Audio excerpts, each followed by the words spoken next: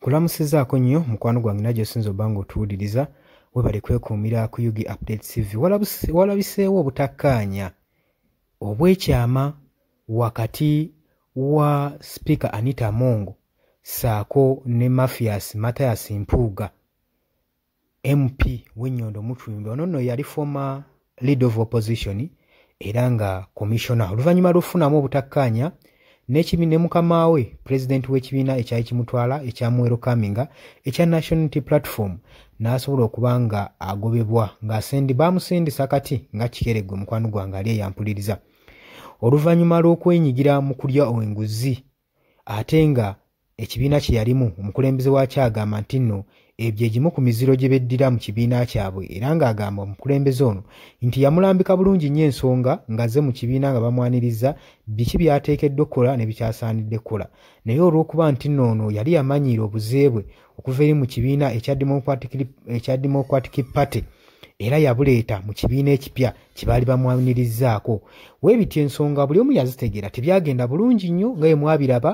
Mpuuga Mathias bamusenza kati nga kikere mu kibiina ekya National Unity Platform newankubadde yasigala akiriminga ng'agamba ye tewali asobola mugoba mu kibiina kya National Unity Platform kubanga akyakirimu era ye yakizimba. Awo n'aleetawo confusion ey'amaanyi nga twebuuza ddala Mathias Mpuuga kiki kyayogerako. Ono nno tujjukira bulungi nnyo ensonga ezimu ezamugobya mu kibiina mwe mwali ensonga y'okulya enguzi okwegabira omusimbi gwe bayita Service Award akali akasiimo zaali akawumbi 1.8 billion ze baagabana nga kigambibwa nti Mathias Mpuuga ye yasinga okutwala ogukutiya ogunene saako ne ba commissioners abalala abasatu abatwala miliyoni ebina zo nno ssente z'abafuukira akayinja mu ngatto nga bagamba nti Parliament yali tenapprovinga ssente zino naye oluvannyuma byadyeekebwa ne bagamba nti no Parliament bamaze dda kooti okubanga ekonfaminga nti Parliament yamala dda okubanga ekonfaminga ssente zino naye yenna yatwala omusango mu kooti tetwamumanya bamala ne beewaabira mu kooti nga bo ne basalawo nti n'omusango mulamuzi yagusaze mu ngeri bw'etyo nti Parliament yali emaze okuteekako approval ku ssente zino. Kaakati obutakkaanya buvaawa jjukira nti nno ne Speaker wa Parliament Anita Among abadde ayinamu omulumulu bwe nga bajja bagenda mu maaso n'okuba nga balina bye bamugamba bamwogerera ebitali birungi era okwekalakaasa ennaku zino mu Uganda kubadde kugenda mu maaso nga kugenda nga kulaga nga Speaker wa Parliament waali ennyo okuba nga asukkiridde okuba nga awagira obuli bw'enguzi mu Parliament y'eggwanga ekkulu Uganda era abantu bangi badde beekalakaasa nga baagala Speaker Anita Among abeere nga resigninga. Kaakati tujjukira bulungi nnyo nti Parliament ebadde yesinza okubeeramu enguzi efumbikedde era nga n'abantu badde beekalakaasa ku lwa Speaker Anita Among nga baagala resigninge. Oluvannyuma lw'okukola okunoonyereza jjukira nti leader of opposition Joel Ssenyomo yadde akola okunoonyereza nga buli kintu kyonna ensonga zonna ezeetaagisa okuba nga ayingiramu n'ensonga azingiramu n'aswaggula era tulabye Parliament yaffe nga weeri source esinga okuwagira obuli bw'enguzi mu ggwanga lyattu Uganda. Kakati obutakkaanya buno bubaluseewo kubajjukira obufuzi bw'abano politics waabwe abadde agenda mu maaso ng'afeebya nga bagenda mu maaso n'okuba nga bava ku political landscape ku byobufuzi by'eggwanga Uganda olw'ensonga nti nno eggwanga liba litandise okubakubamu ebituli olw'obuli bw'enguzi. Kakati obutakkaanya buvudde mu ngabana ebyamawe ebituwe bigambibwa nti Speaker Anita Among yabadde ateekayo akabega eri ewa President Yoweri Kaguta Museveni ng'ateerayo Mathias Mpuuga basobole okuba nga bafuna omusimbi guno naye obuzibu bwavudde mu ngabana nga kiraga nti Mpuuga yabadde agala kutwala shiya esinga obunene n'okusinga Speaker Anita Among atwala obuzibu obw'amaanyi okuba nga ateekayo ddiiro ezo ez'akabega okuba nga bafuna ssente ezo. Kati obuzibu busanze wabula ebyama bino ebizuuse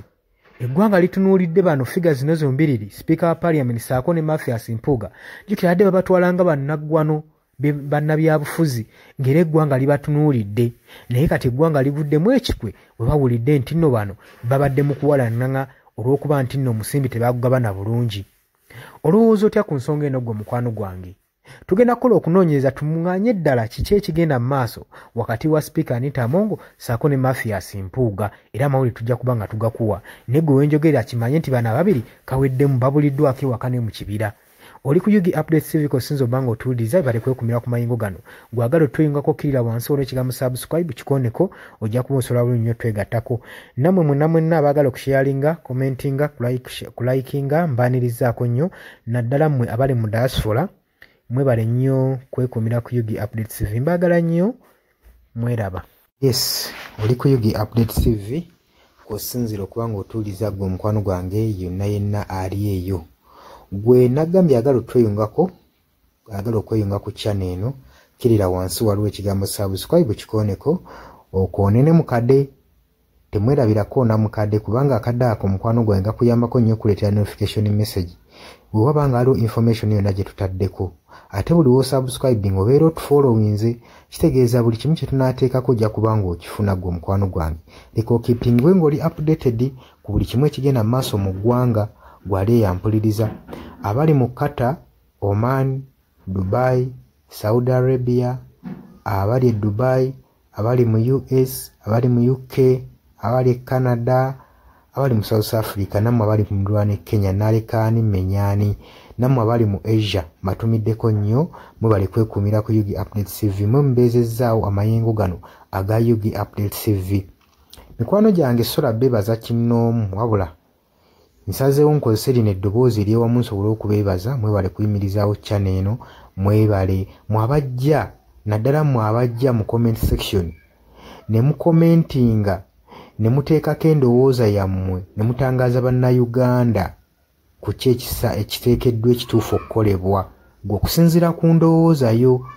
so munamuna abatajjangako mu comment section mbakubiriza okujja mu comment section muteekeko ebirowoozo byammwe mutangaaze eggwanga ku biki byaba bagenze mu bukyamu ne bikolebwa mu bukyamu eri bannayuganda. Dani ku Airlines e Kenya nawe nkutumiddeko ennyo naye jangu mu comment section oteese toteekako buteesi linnya lyo mujje mu comment section mwe abasharinga abalikinga namwe abasubscribinga mwe muyimirizaawo amayengo ga channel eno. Eyo namba y'essimu gye mbateeredde awo eya noti 726 noti emu 679 eyo enamba ya WhatsApp eri mu kimyufu ye namba gy'ogenda oyita kuba gy'osobola okuyitako gwe omukwano gwange ayagala okulanga wamu naffe ng'alina bizinensi yo ng'ogyagala tugikulangire nga wandyetaazo gikulangira eyo namba gy'oba oyitako ku WhatsApp osobole okuba nga naye bizinensi yo gikuba abantu tugikulangire gwe omukwano gwange ali eyo ampuliriza ne ngenda mu maaso n'okulabula abantu ku biki ebigenda mu maaso mu ggwanga naddala ng'akalulu kano aka 2026 katuukuse kengedde kati buli muntu alina kubeera vigilant olina kubeera bulindaala oleme kutunda mwoyo gwo omukwano gwange waliwo abatunda emyoyo gyabwe olw'M1,1500 sukaali gwe beera ng'omanyi akaseera we kanaatuuka akakuba ballot paper beera nga manyi omuntu ng'omanyi omuntu ogwogenda okuwa gwogenda ottiikinga gwe gwolaba asobola okukulaakulanya ekitundu kyo constituency yo gwolaba agenda otwala eggwanga mu maaso